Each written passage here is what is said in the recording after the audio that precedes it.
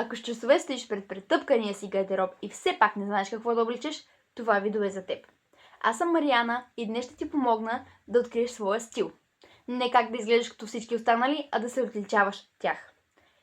Кажи ми честно, ама наистина честно, колко часове прекарваш пред гардероба си и се чудиш какво да облечеш? Проблемът не е в дрехите ти. Проблемът идва от това, че не знаеш кои дрехи са твои и кои ти отиват. Първо, защо не знаеш какво да облечеш? Всяко момиче допуска грешката да си купи нещо, което е модерно и да не й хареса, да не се чувства комфортно в него и да никога да не го носи. Просто си го е купила и то си остава в шкафа, забутано най-отзад, с надеждата, че някой ден ще го облечеш. И този ден така и не идва. Повярвай ми, на всеки се случва, не си сама. Второ, как да намериш своя стил? На първо място, спри да гледаш какво другите носят, какво другите имат, какво им отива, какво не им отива.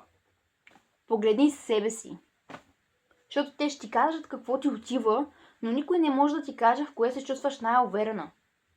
Така че погледни себе си и попитай само единствено себе си. Второ, задай си въпросите, които ще ти помогнат. И това са: в какво се чувствам най-уверена? Какво нося най-често? И как искам да изглеждам? Тези въпроси ще ти помогнат да разбереш какво всъщност искаш да носиш и в кое ще се чувстваш най-добре. Не гледай другите. Отговаряй сама ти отговаряш и пишеш на лището там всичко, което ще напишеш. Не ме интересува.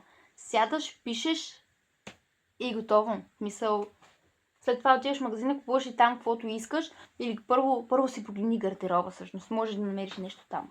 Трето, след като си изпълнила и двете стъпки, не е нужно да бързаш до мола да ходиш до някой магазин, да поръчваш Shein онлайн, тък. Няма нужда. Погледни си гардероба първо.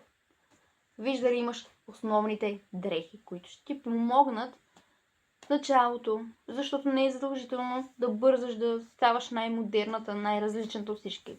Подготви с базов гардероб.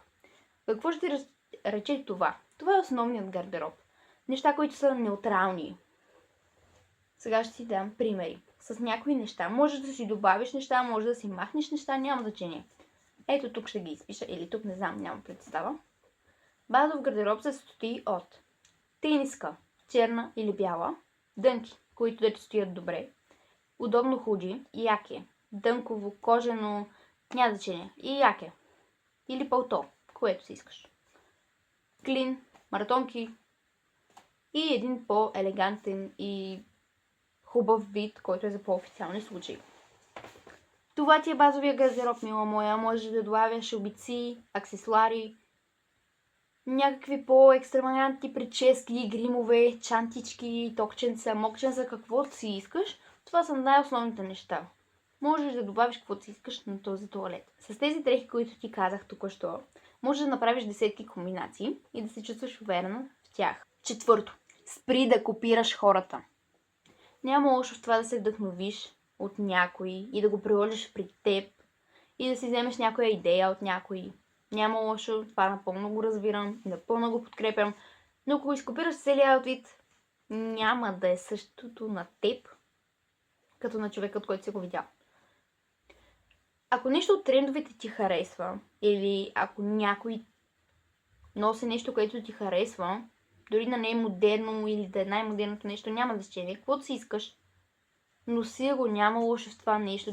И аз не съм се чувствала уверено. И аз не съм знаела как да изразя себе си чрез дрехите си, но се учи. Все още се уча. Няма какво да те лъжа. Не съм от хората, които всеки ден изразяват себе си чрез дрехите, но се опитвам да го правя по-често. Аз също имам дни, в които не се чувствам уверена и не знам какво да облека, колкото и дълго да седя пред гардероба си. Все пак не знам. Има такива моменти, всеки има, преживяваш ги и минаваш напред. Това е моето момиче. Няма какво друго да ти кажа повече.